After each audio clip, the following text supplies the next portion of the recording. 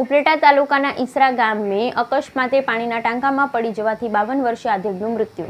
ઉપલેટા તાલુકાના ઈસરા ગામે અકસ્માતે પાણીના ટાંકામાં પડી જતા 52 વર્ષીય આધેડનું મૃત્યુ.